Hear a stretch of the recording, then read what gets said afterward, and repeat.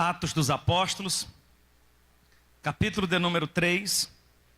Fizemos a leitura dos 10 primeiros versículos e eu quero pensar um pouco com vocês a respeito desse texto.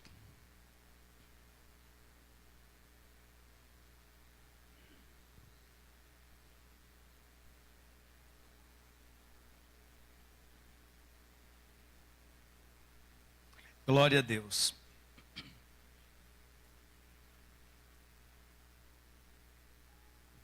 Quem encontrou pode confirmar com amém. Como eu já fiz a leitura no início do culto, eu agora vou já comentando, tá, irmãos? Com vocês, a gente vai meditando na palavra do Senhor. Esse texto é um texto de Lucas, que é o escritor do livro de Atos. E Lucas está fazendo aqui, registrando um milagre, talvez assim o primeiro milagre com notoriedade realizado pelos apóstolos, que é o milagre de um aleijado, que de acordo com Lucas, esse cara ficava na porta do templo pedindo esmola, e de acordo com o Lucas, ele era aleijado de nascença. Você vai ver aí no texto. Pedro e João subiam juntos ao templo, à hora da oração, a hora nona. Olha para mim, sempre que os irmãos estiverem lendo a Bíblia e que se referir à questão do horário, lembrem dessa informação. O horário do relógio judaico é diferente do nosso, porque nós contamos o dia como 24 horas. Eles fazem distinção entre dia e noite. Então eles contam, a primeira hora do dia é 6 da manhã. Aí a segunda hora, 7, né? 7 horas completa a primeira hora. 9 horas da manhã, eles estão completando a terceira hora do dia. Você vai ver em alguns momentos referência à terceira hora do dia. A sexta hora, tem aquele episódio daquela mulher samaritana que Jesus encontra ela. E o texto diz que era essa a sexta hora do dia. Sexta hora é meio-dia. É exatamente meio-dia. Portanto, a nona hora é às 3 da tarde. E havia esse costume de uma oração realizada no templo às 3 horas da tarde. E Lucas começa dizendo que Pedro e João subiram juntos ao templo à hora da oração. Aí ele especifica dizendo que era a nona. E é interessante, irmãos, eu acho interessante esse agir de Deus. Vamos pensar nisso. Porque Deus ama fazer essas coisas. Surpreender a gente. Às vezes, de repente, você imagina assim que não, o que tem na igreja hoje, João? Aí o João diz, não, tem só oração agora, 3 da tarde. Eu vou com vocês. E lá está indo os irmãos para a oração da tarde, irmão. 2 irmãos.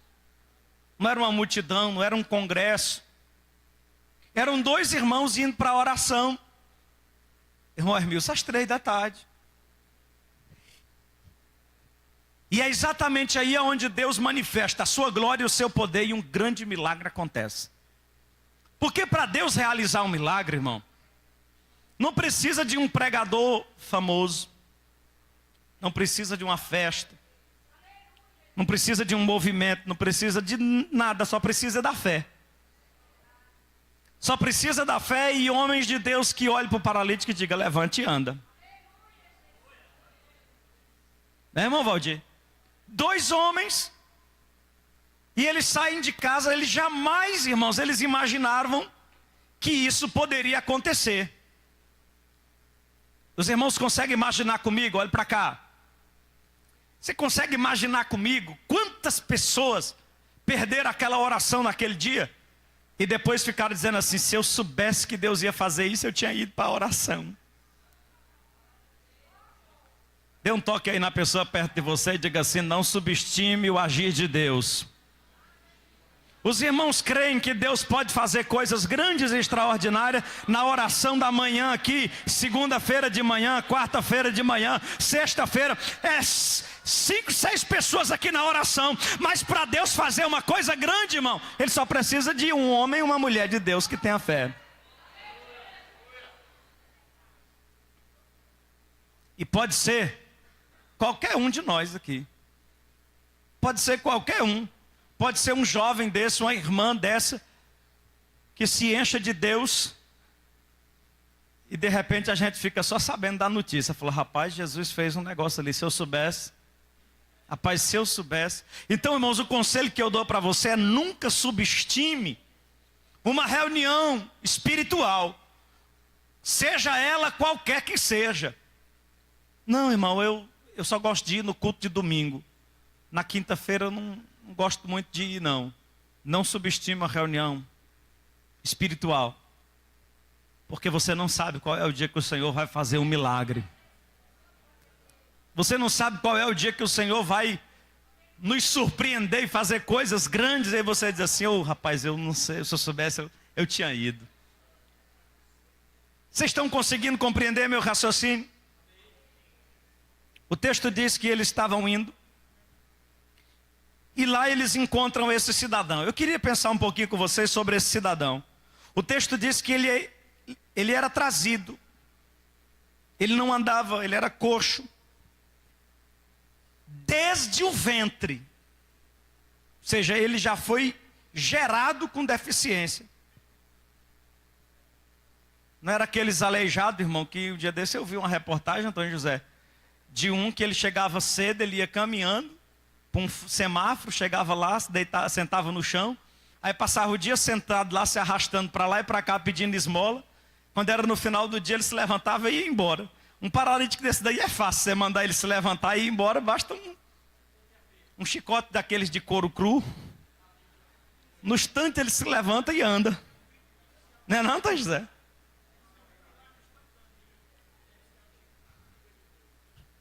É aqueles chiqueirador de couro de boi, né, cru, sem ser curtido. Dá assim um... O Raimundo já está rindo ali que ele conhece essas coisas. Mas esse homem, ele era aleijado, irmãos, coxo do ventre. E o texto diz que, leia comigo, põe na tela aí para mim o versículo 2. Que desde o ventre da sua mãe ele era coxo. Aí o texto diz assim: o qual todos os dias, irmãos, todos os dias ele era levado para um dos portões do templo, chamado Portão Formoso ou Porta Formosa. E ele ia lá fazer o que, igreja? Ele ia fazer o quê? Aonde? Aonde? Ele ia todo dia para a igreja.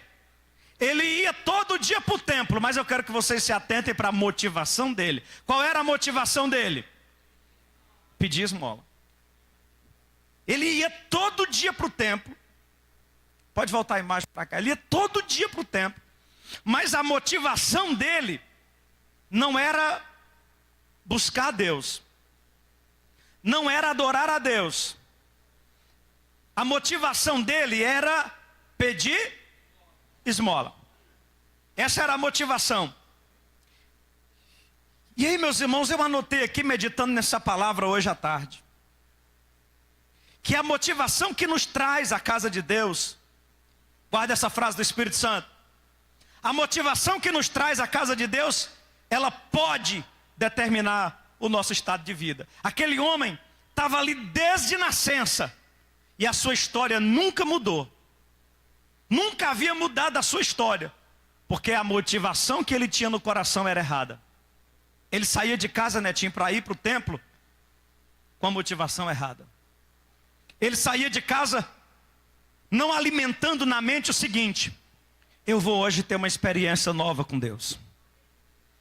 Eu vou hoje porque quem sabe hoje é o dia da minha cura. Eu vou hoje porque eu sei que algo extraordinário de Deus vai acontecer naquele lugar. Eu vou lá esperar que Deus faça um milagre na minha vida. Não, não era essa a motivação dele. A motivação dele era chamar um vizinho, chamar um amigo e dizer assim: por favor, me põe no carrinho de mão ou numa paviola, você quer que saia, que é do tempo da paviola, me leve lá na igreja, me põe lá no chão, que eu preciso pedir uma esmola. E aí, queridos, eu quero que você olhe bem para mim e eu vou fazer uma pergunta para você. Qual é a motivação que nos traz à casa de Deus? Qual é a motivação do seu coração? Ou com que motivação você tem vindo à casa de Deus nos últimos anos?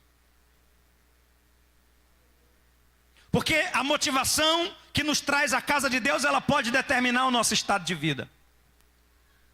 Tem pessoas que estão há anos na casa de Deus e nada na sua vida muda. Ele não experimenta o milagre de Deus, a intervenção de Deus, uma operação de Deus, porque na verdade ele sai de casa para a igreja sem motivação ou com motivações erradas. Eu disse para vocês agora há pouco, quando cantávamos, que Davi, ele celebrava quando alguém apenas lhe convidava para ir na igreja. Alguém dizia: Davi, vamos para o culto hoje. Aí o coração de Davi já começava a palpitar. E ele disse: eu me alegro quando alguém me diz: vamos à casa do Senhor. Eu me alegro quando alguém me diz: vamos à casa do Senhor. Eu retorno a pergunta outra vez: qual é a motivação dos nossos corações? Qual é a motivação que nos traz à casa de Deus? Quando você está se arrumando lá de frente ao espelho, e você vai lá no teu guarda-roupa escolher a roupa que você vem para a igreja. Quando você está penteando o cabelo, dando aquele toque no visual, qual é a motivação do seu coração?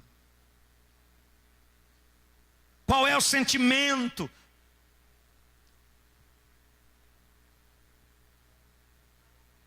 Porque esses sentimentos, eles podem ser determinantes no que vai acontecer aqui. Porque você está ali se arrumando, se preparando, o seu coração já está ligado com Deus e você está dizendo: eu não sei o que é, mas Deus vai fazer alguma coisa na minha vida. Mas ainda que Ele não faça, eu vou lá porque eu tenho algo para entregar para Deus. Hoje eu vou lá para adorar o Senhor. Hoje eu vou me encontrar com o meu Senhor na casa do meu Pai. Eu vou lá adorar. Eu vou entrar na casa de Deus. Eu vou começar a adorar logo lá no portão. Como diz o Salmo 100. Entrai pelos seus átrios com hinos e com ações de graça. Eu vou entrar já adorando a Deus.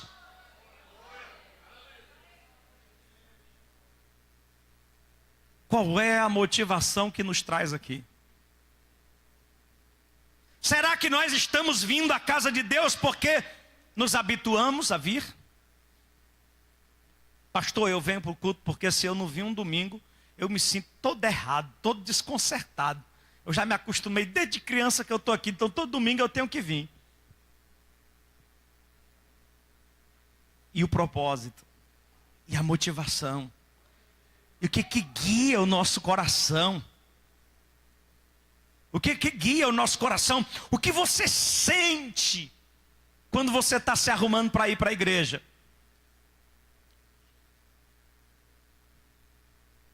Você é daquele tipo que 3 horas da tarde você já está ansioso para vir para o culto? Você já passou a roupa do esposo, a roupa dos meninos, já está tudo e você está lá contando no relógio a hora de vir, já está ansioso para vir para a igreja? Ou você é daquele tipo que fala assim: ah não, hoje tem culto de novo.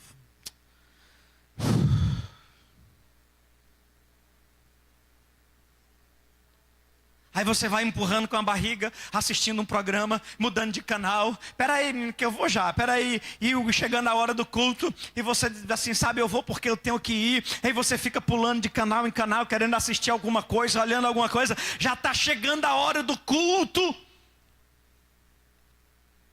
E você ainda não tomou nem banho.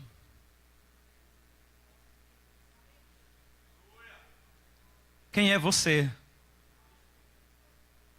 Quem é você na fila do pão?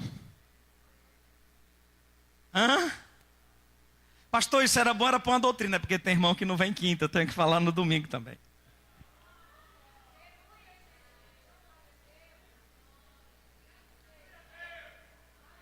A motivação desse homem aqui era pedir esmola. Eu vou dar só mais um passo antes de passar para o próximo tópico. Você é do tipo que vem também só para receber? Porque tem uns que até têm uma motivação, mas a motivação dele é receber. Ele é passivo. Ele vem para receber, ele quer receber uma palavra, ele quer receber um encorajamento, ele quer receber uma ajuda, um incentivo, algo espiritual, ou às vezes até material também, mas ele vem para receber. Esse homem ia para o templo só para pedir, para receber uma esmola. Ele não tinha nada para oferecer. E aí eu não estou falando de dinheiro, não. Eu estou falando é de coração, irmão. Estou falando de dinheiro, não. Eu estou falando de coração. Porque às vezes alguém pode trazer dinheiro e oferecer na casa do Senhor, mas se ele não trouxer o coração, o dinheiro não vale de nada. E às vezes você pode não trazer nenhuma oferta. Não tem um centavo para dar de oferta, mas se você trouxer o coração e colocar no altar do Senhor, meu irmão, você já fez a festa, porque tudo vai com o coração. O que nós trouxemos para apresentar ao Senhor? Voltando aos Salmos, ele diz, apresentai-vos a Ele com cânticos. O que você trouxe para apresentar? Ou você veio só por vir? Não, eu vim foi para adorar, pastor. Irmão, tem irmãos que andam na igreja e vai embora e ele não dá nenhum glória a Deus. E tem uma coisa, se o pregador pedir para ele dar um glória a Deus, ele ainda acha ruim. Irmão, esse negócio de ficar pedindo para dar glória a Deus, isso daí não está certo não, mas você quer que eu te mostre a quantidade de versículo que tem na Bíblia?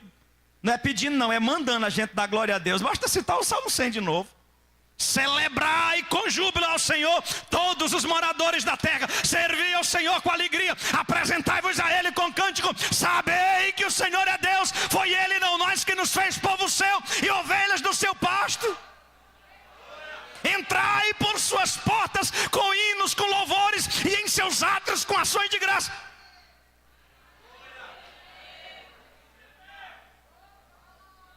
Aí vem uma turma cheia de má vontade, como diz o pastor Antônio José. Ele vem para o culto, parece que não jantou. Ele já chega no culto enjoado.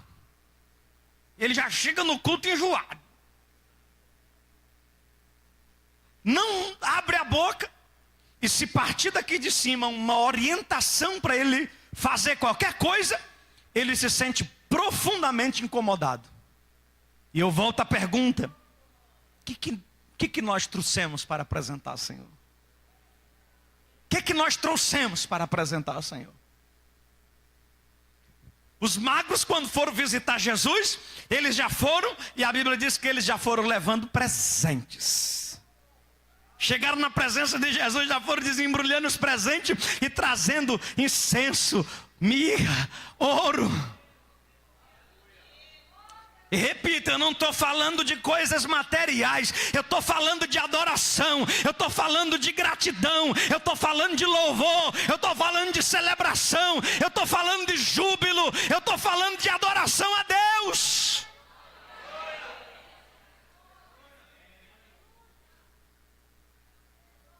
Segundo lugar, Segunda observação que eu quero fazer. Vamos ler de novo o versículo 3.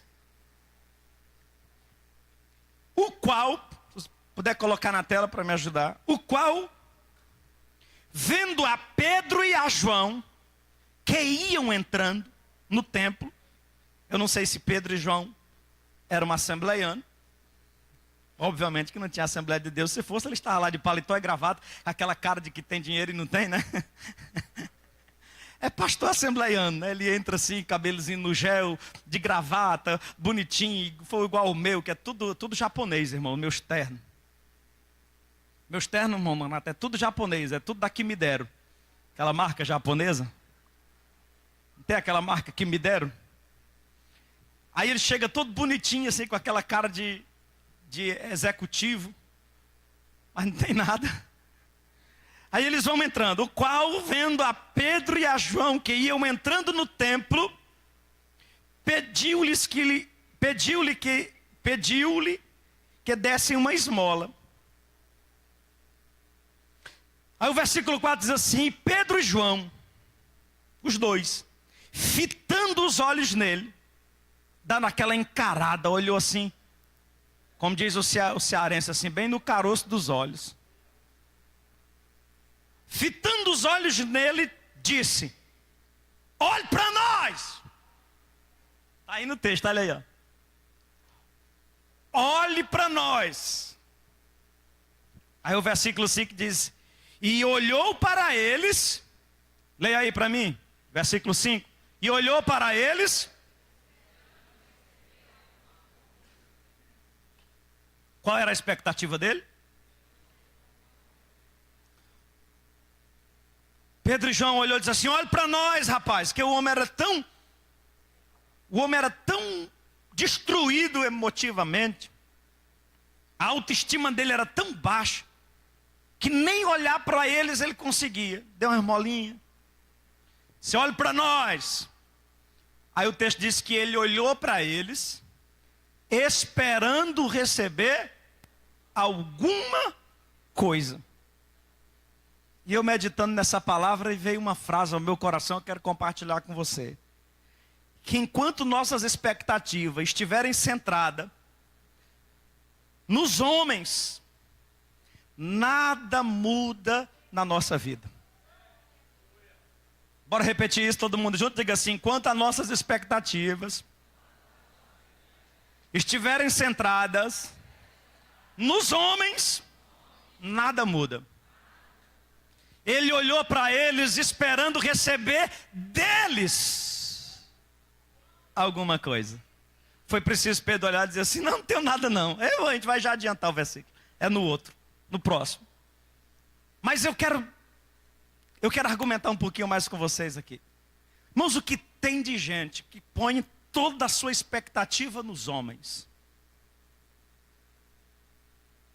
Seja lideranças espirituais, ou seja políticas, seja o seu patrão, seja quem for. Não deposite a sua expectativa nos homens. Não deposite a sua expectativa em homens, porque enquanto você depositar a sua expectativa em homens, nada muda. Nada vai mudar na sua vida. Um dia desses eu conheci uma senhora que ela estava fazendo uma vaquinha nas redes sociais para ir visitar uma igreja lá em São Paulo, porque disse lá que tem um pastor, um apóstolo mundialmente conhecido, que tem uma unção, e aí ia lá porque cria que se ela chegasse lá, ela ia receber a cura dela. E o que tem de gente, irmãos, e aí eu estou falando, vocês acham assim, é um absurdo, a pessoa viajar daqui para São Paulo para ver um boiadeiro, para receber um milagre. É absurdo mesmo. Mas tem mais perto de nós, pessoas que não vai daqui até São Paulo, mas fica indo na casa da irmã fulana, da irmã Beltrana, no rancho de oração, no puleiro dos anjos, no quartinho de Jacó, no não sei aonde, e vai ali para ver se recebe uma revelação, uma palavra, expectativa nos homens. Não centre as suas expectativas nos homens, nem em mim, nenhum de nós aqui, porque nada nós poderemos fazer. Nada nós podemos fazer se não for o Senhor, irmão. Não ponha a sua expectativa nos homens. Deus vai usar homens, mas põe a sua expectativa em Deus. Põe a tua expectativa no Senhor. E tem uns irmãos que a expectativa dele é tão centrada no homem. A gente chama os irmãos, irmão, vamos fazer uma oração pelos enfermos. Aí chama o presbítero, bota o presbítero para ungir os irmãos estão lá, ungem os enfermos. Quando termina o culto, os irmãos estão saindo, a pessoa vem e aí chega assim, pastor, queria que o senhor me ungisse. Mas tu não foi ungido pelo... Não, irmão, eu queria que o senhor me ungisse.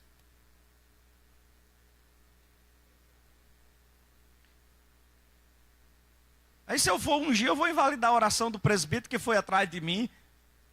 Os irmãos entendem? Como às vezes a expectativa ela está centrada no homem. Irmãos, tem igrejas aí, igrejas e igrejas grandes, que se Jesus pegar o pastor pelo fio de cabelo e dizer assim, meu filho, vem aqui, e levar ele lá para a glória, a igreja se acaba. Porque todos estão ali em torno de um homem.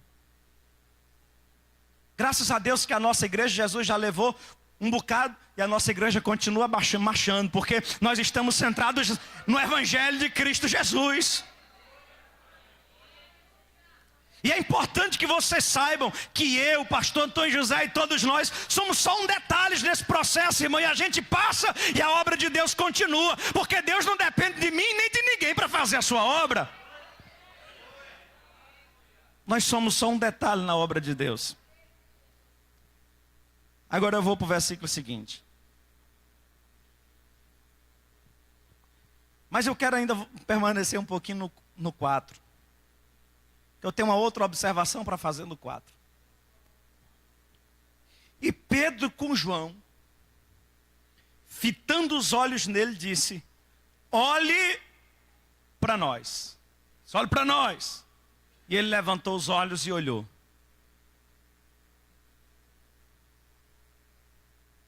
É isso aí o 4. O 4. Põe no 4. Olhe para nós. Sabe, meus irmãos, quando vivemos uma vida de piedade, quando vivemos uma vida de santidade, não nos constrangemos de olhar, de dizer para as pessoas, olhe para nós. Nós, os servos de Deus, homens e mulheres de Deus, quando vivemos uma vida de piedade, de santidade, de integridade, não há nenhum constrangimento em você olhar para alguém e dizer assim, olhe para mim. Paulo, uma certa vez, ele disse assim, olha, sede, pois, meus imitadores, assim como também eu sou de Cristo. Nós estamos vivendo, irmãos, um tempo de tanto escândalo. Eu lembro que há uns anos atrás apareceu aqui no Ceará um ilusionista se dizendo profeta. E pregou em muitas das nossas igrejas. Foi em muitos lugares. E ele pregou lá na minha região, ali na região da Caracuzinho, num evento. E eu fui. Eu só sabia a notícia dele pelo interior, em muitos lugares. E aí botaram um telão e aquela multidão de gente, acho que umas 1000 pessoas. E ele trouxe uma palavra muito rápida e depois ele começou a orar e a ministrar milagres. E aí ele colocava assim derrubava a pessoa no chão, jogava um lençol por cima, fiava a mão por debaixo do lençol, derramava muito óleo, começava a fazer uma massagem. E aí aquele óleo gerava uma certa dormência, assim. Acho que ele era anestésico. A pessoa começava a não sentir mais. E ele estava lá fazendo a sua mágica. E todo tempo ele dizia, o pessoal em cima querendo ver. E ele dizia: não olhe para cá não, não olhe para cá não, olhe para o telão, olhe para o telão, olhe para o telão. E passando a mão, e o pessoal querendo ver em cima e moicado dele, dizendo: olhe para o telão, olhe para o telão. Que era para os irmãos não ver, né? Aí depois ele enfiou a mão assim por debaixo da manga da camisa. Aí puxou o negócio lá. E sei que ele foi fazendo uma maracutaia lá, irmão. E aí puxou um negócio lá e disse que tinha arrancado um caroço, um câncer de dentro da irmã. E aí foi aquele ribuliço, era tanta gente chorando e tanta gente emocionado, falando em línguas estranhas. Mas ele todo o tempo estava dizendo: não olhe para cá não, olhe para o telão, olhe para o telão. Pedro e João diferente. Pedro e João diferente. Eles vão dizer assim: olhe para nós. Olhe para nós. Nós estamos aqui, estou aqui cercado de homens de Deus. Mas essa palavra não é só para nós, líderes, pessoas aqui do altar. É para todos nós, servos de Deus. Eu vou perguntar para você: você tem coragem de chegar lá na empresa e dizer para os seus colegas de trabalho, e dizer assim: olhe para mim, observe o meu testemunho, observe meu comportamento. Chega lá na tua rua e grita para os teus vizinhos e diz: olhem para mim, veja como eu trato minha esposa, veja como eu trato meus filhos, veja como eu honro meus negócios, como eu assumo meus compromissos. Olhem para o meu testemunho. Olhe para nós. Diga comigo em alto e bom som: quando vivemos uma vida... O volume está baixo, estou ouvindo vocês não. Diga assim: quando vivemos uma vida de piedade, de santidade, de integridade, diga, não nos constrangemos de dizer ao mundo: olhe para nós. A religião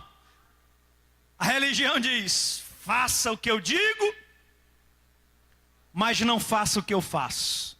O evangelho não. O evangelho é Jesus dizendo: aprendei de mim, que sou manso e humilde de coração.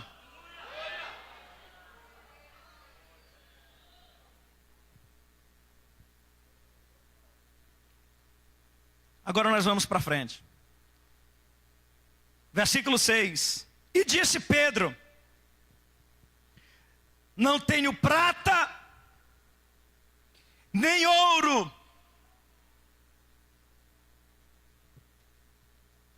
não temos prata, nem ouro. Conta-se que alguns anos atrás,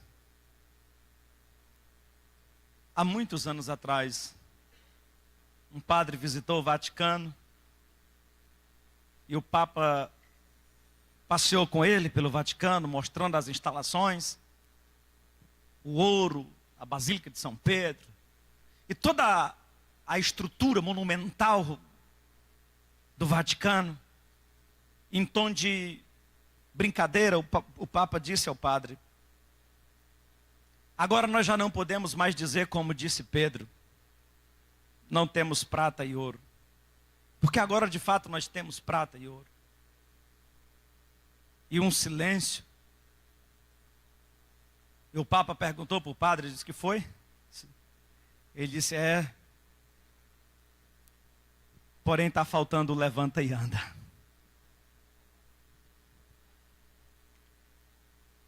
Hoje nós temos prata e ouro, mas está faltando o levanta e anda.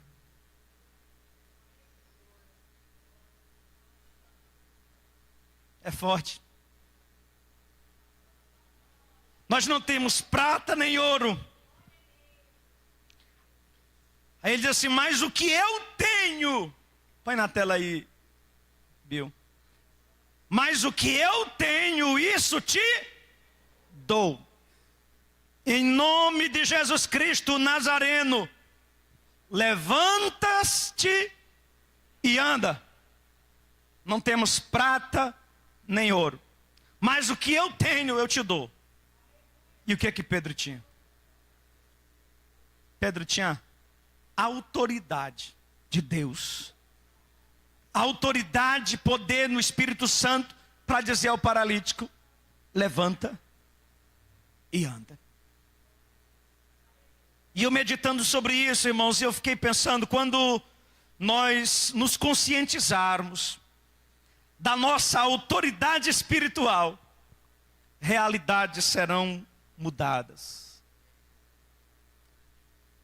A igreja do Senhor, ela tem do Senhor, e isso não é uma prerrogativa do pastor, dos obreiros, do ministério, o que também não pode ser utilizado por nós como uma desculpa para a nossa falta de fé.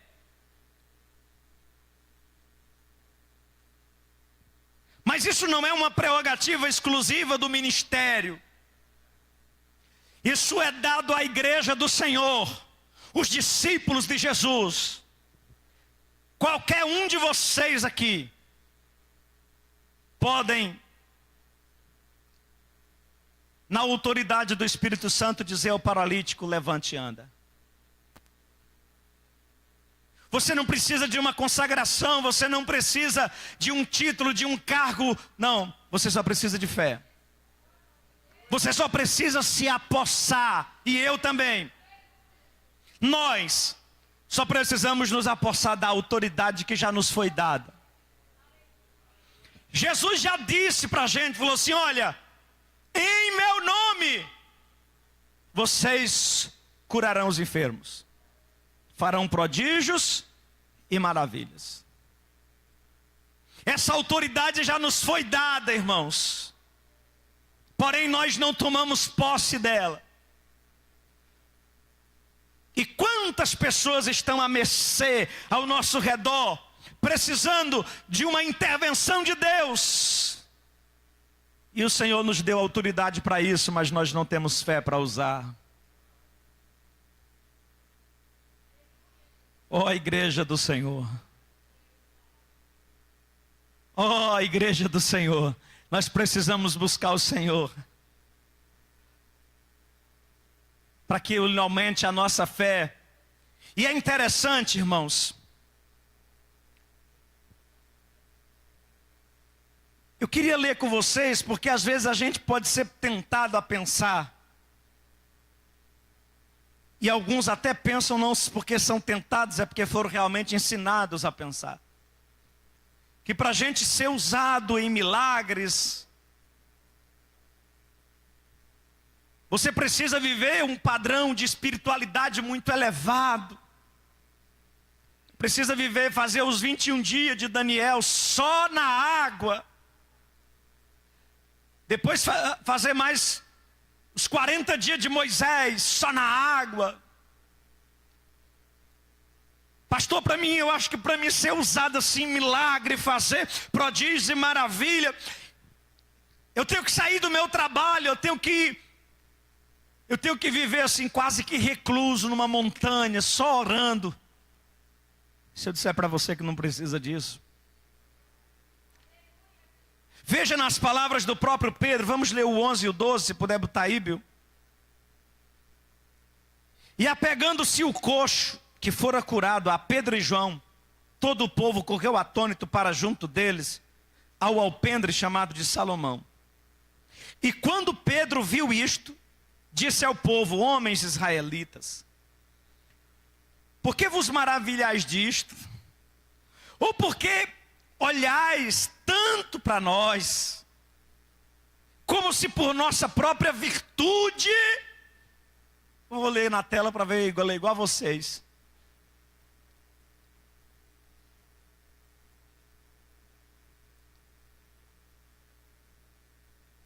Quando Pedro viu isto, disse ao povo: israelitas, por que vocês estão admirados? Por que estão olhando firmemente para nós como se tivesse feito este homem andar por causa do nosso próprio poder ou por causa da nossa dedicação a Deus? Eu queria, Bill, se você conseguir colocar na revista e corrigida. Porque ele diz assim, ó, como se pela nossa própria virtude ou santidade fizéssemos esse homem andar. Esse homem não está andando porque nós somos super crentes. O que fez esse homem andar não é porque eles eram super crentes. Não, era simplesmente porque eles eram crentes. E você não precisa ser um super crente, nem eu, para fazer milagres acontecer. Você só precisa ser crente. Só precisa ter fé, Patrícia. Vocês estão entendendo essa palavra? Só precisa ter fé. Quero encorajar vocês, irmãos. Porque essa palavra me encorajou. Tenham fé.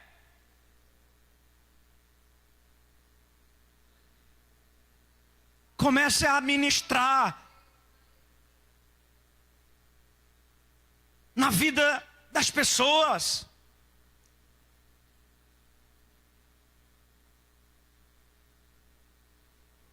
Eu passei uma vez por uma experiência. Estava saindo do colégio e tinha uma jovem senhora que estava, eu tinha visto ela grávida e ela tinha perdido a criança. E ela estava muito abalada e estava desabafando com a mãezinha lá na saída da escola. E eu ia saindo e ver aquele comando interior, né? Aquele impulso divino, para mim ir até ela e dar uma palavra. E eu fiz a manobra, dei meia volta, voltei, cheguei, cumprimentei, dei bom dia e disse: olha, você não fique triste, porque Deus vai te dar um homem, um rapaz, um menino, assim, assim, assim. E fui-me embora. Passou uns dias, ela chegou lá na escola grávida. Depois ela teve um menino. E aí chegou e disse assim: ô irmão, tá aqui o menino. E aqui lá eu vejo o menino, já está bem grandinho, é bem bonitinho. Às vezes, irmãos, a gente precisa só ter sensibilidade, atender esses comandos. Dê um toque aí na pessoa perto de você e diga assim: Deus quer te usar.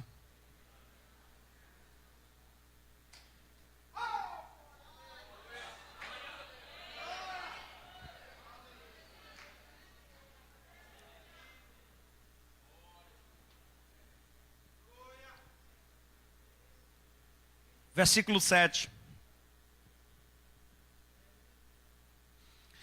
E tomando-o pela mão direita, o levantou, e logo os seus pés e tornozelos se firmaram. Irmão, eu quero chamar a atenção de vocês para uma outra coisa. Eu fiquei meditando hoje à tarde muito sobre esse sujeito.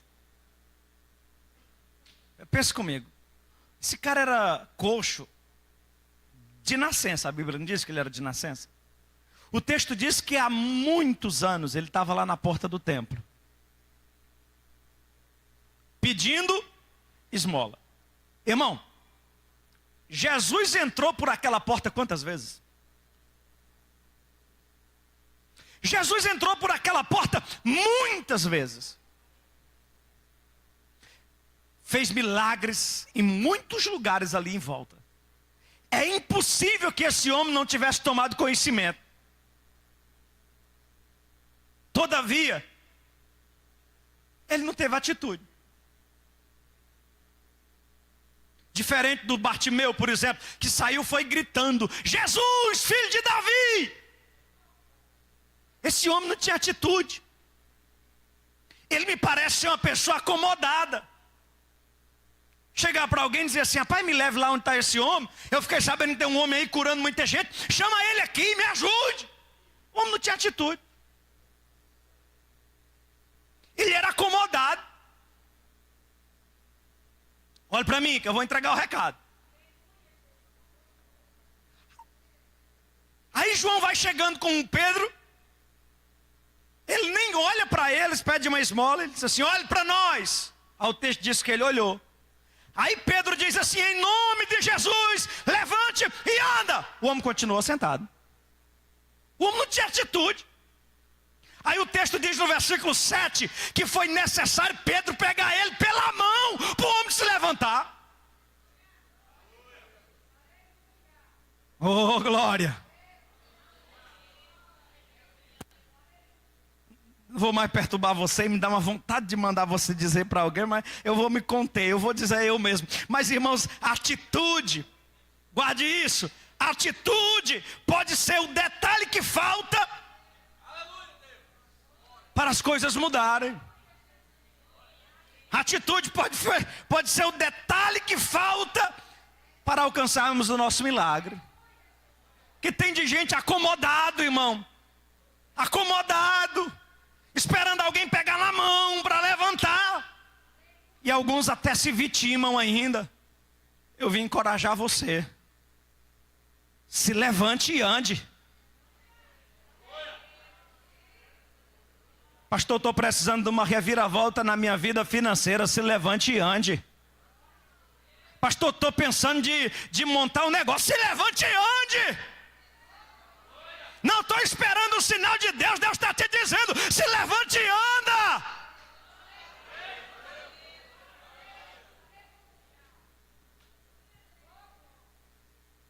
Precisa alguém pegar pela mão, precisa alguém levar. Não vou resistir não, irmão. Eu não vou resistir não. Diga só isso e eu prometo que não perturbo mais hoje. Diga aí, te levanta e anda. Oh, glória! Te levanta e anda. O que é que está faltando?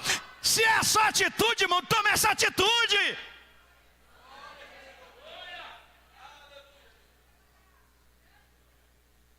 Não sei se o Ministério de Louvor já está pronto aí, já está tudo afinado.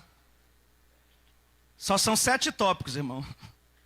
Eu estou no 5º. Só mais 2 eu encerro.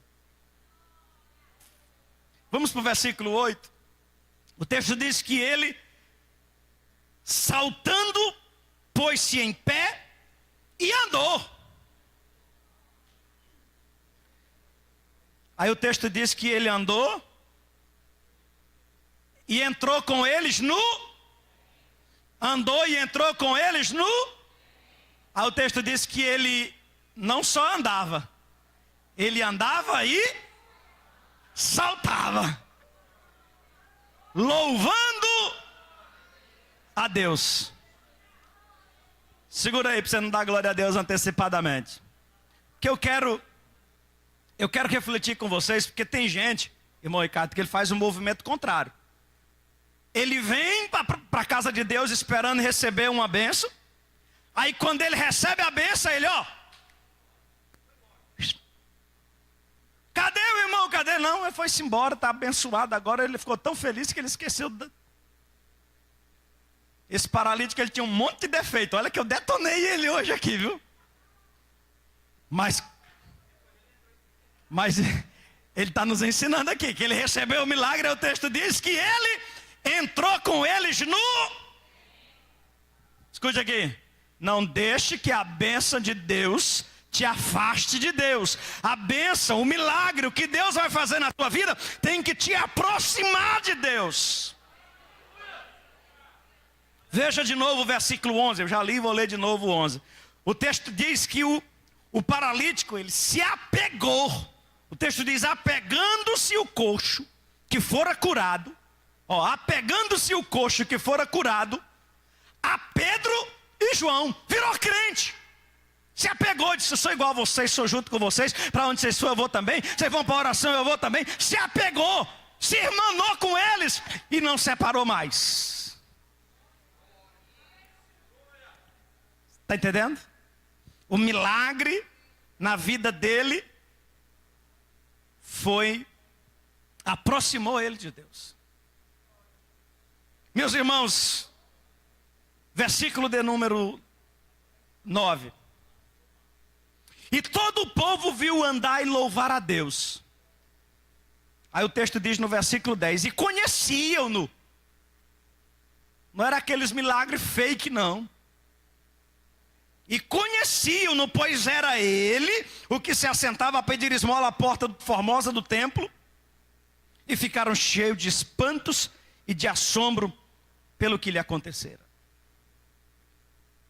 E aqui eu encerro, dizendo para os irmãos, que o milagre que Deus realiza nas nossas vidas, Ele proporciona uma oportunidade. O milagre, ele foi um instrumento para a propagação do nome do Senhor, do Evangelho de Cristo.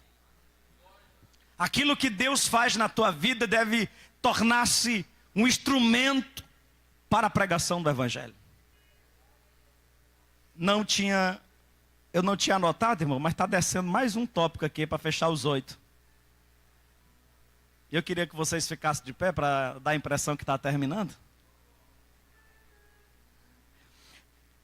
Mas eu queria voltar um pouquinho e falar algo que me veio à mente agora. A mente não, o coração. Não sei qual a diferença de coração e mente, mas veio. Escute. Qual era a expectativa dele? A expectativa dele era receber uma o quê? Algo foi que Deus fez na vida dele.